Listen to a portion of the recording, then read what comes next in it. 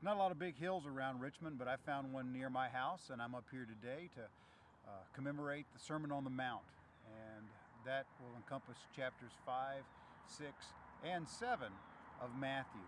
And as we look at chapter 5 today, one of the most well known passages in all the Bible are the Beatitudes. People have written numerous books about them, but it starts with this idea that Jesus says, "Blessed are you if you're poor in spirit." And that idea means that you realize that really you bring nothing to the table with God. Left to ourselves, we are not righteous people.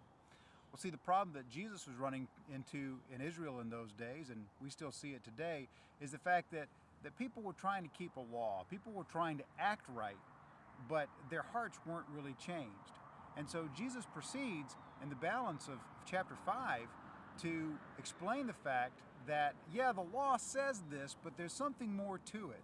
Because you see, what had happened is people had begun to walk a certain obedience to the law, but the rest of the time they're all about themselves. And that's why he uses the example of the salt. He says if the salt has lost its flavor, it's really worth nothing more than to throw out on the street. Well, understand that salt is sodium chloride. It's a molecule. It's not going to go bad by itself.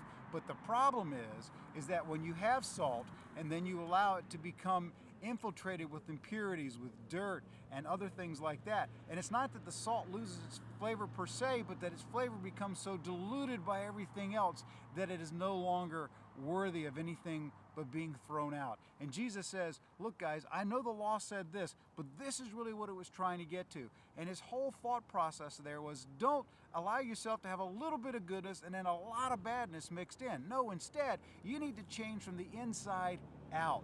Instead of trying to act right, you need to allow my righteousness to come into your heart. And you need to change in such a way that your actions aren't something you're trying to do, but your actions are a reflection of who you are in me.